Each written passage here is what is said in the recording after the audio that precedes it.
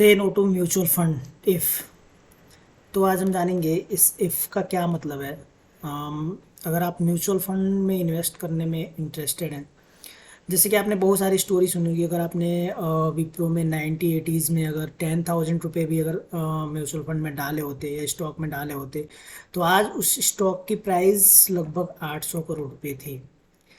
अब बात ये आती है कि इतने दिन में जो 40 साल हैं उसमें अगर आपने उस पैसे को नहीं निकाला, किसी भी कंडीशंस में आके लॉन्ग टर्म के लिए इन्वेस्ट करके रखा, तो वो जो पैसा है वो कंपाउंडिंग में ज़्यादा बढ़ता है।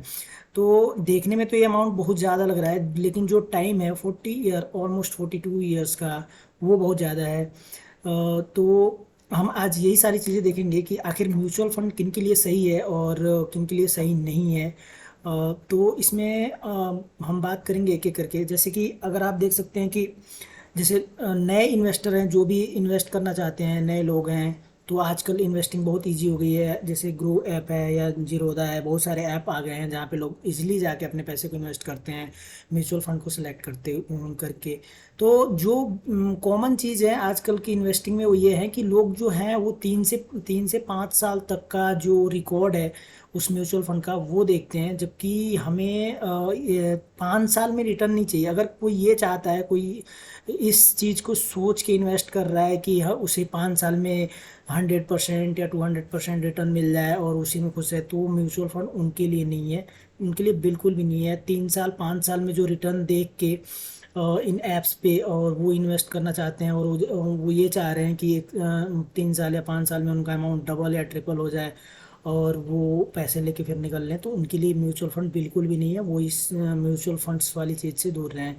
जैसे कि हम देख सकते हैं आजकल ग्रो बहुत पॉपुलर साइट है या ऐप है जिस पे लोग जाके और अपना देख के इन्वेस्ट करते हैं।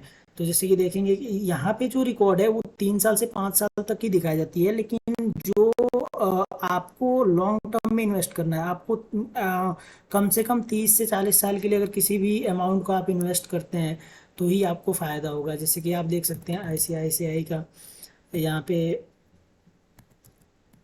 5 साल का रिकॉर्ड जो है वो आप अगर देखोगे तो 100%, मोर देन 100% रिटर्न है। जैसे कि यहाँ पे आप देख सकते हैं कि यहाँ पे ये 3 साल का आप देखोगे अगर, तो 3 साल पहले जो इस म्यूचुअल फंड का नेव था वो 63.42 था। आज इस म्यूचुअल फंड का जो नेव है वो 175 के आसपास है, 180 के आसपास है। और इसका रिटर्न जैसे कि आप देखोगे यहाँ पे, अगर 10,000 या 5,000 के हिसाब से अगर आप इसमें इन्वेस्ट करते हो, तो ये दिखा रहा है कि 5 साल में जो इसकी वैल्यू है वो आपको 145% रिटर्न के साथ 14 लाख के आसपास हो जाएगी। तो अगर आप ये सारी चीज़ें देख के अगर आप इन्वेस्ट कर रहे हैं किसी भी म्यूचुअल फंड में, तो वो आपके लिए बिल्कुल सही नहीं है, क्योंकि ये डेटा जो है वो 3 से 5 साल का है।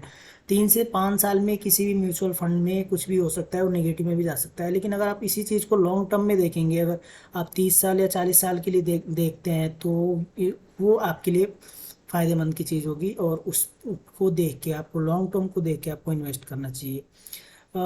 एक दो चीज़ें और बताता हूँ। बहुत सारे लोगों को ये डाउट रहता है कि म्यूचुअल फंड में कब इन्वेस्ट किया जाए। जैसे कि कई कई बार क्या होता है कि म्यूचुअल फंड, जैसे अभी रिसेंट मार्केट जो है वो बहुत हाई पे है, तो किसी भी म्यूचुअल फंड का जो वैल्यू है या नेव है वो बहुत हाई पे होगा।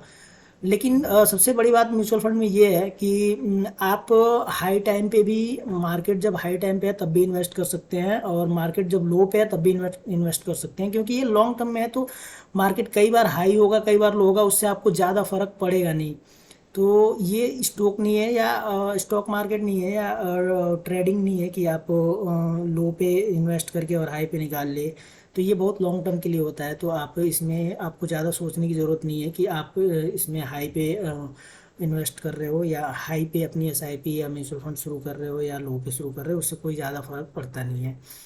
अगर आपको लिटरली आप इन्वेस्ट करना चाहते हैं और इन सारी चीज़ों के बारे में थॉरोली स्टडी करना चाहते हैं, तो आपको मैं एक साइट सजेस्ट करूंगा, जैसे कि वैल्यू रिसर्च करके एक साइट है जहाँ पे आप जाके सारी चीज़ें देख सकते हो। वहाँ की रेटिंग के हिसाब से आप देख के और किसी भी म्यूचुअल फंड में आप इन्वेस्ट कर सकते हो। जैसे कि ये वैल्यू रिसर्च ऑनलाइन करके, यहाँ पे सारी चीज़ें रिसर्च करके बताई जाती है।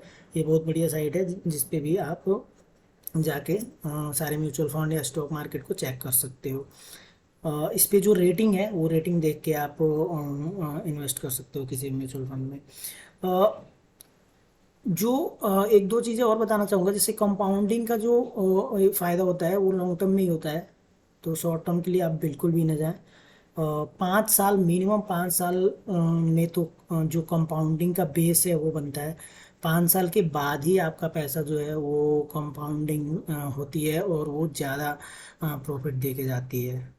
तो इस वीडियो में इतना ही। अ, अगर आप मेरे यूट्यूब चैनल पर नए हैं तो उसको प्लीज़ सब्सक्राइब कर लीजिए। आगे भी हम इंफॉर्मेटिव वीडियो आपको देते रहेंगे।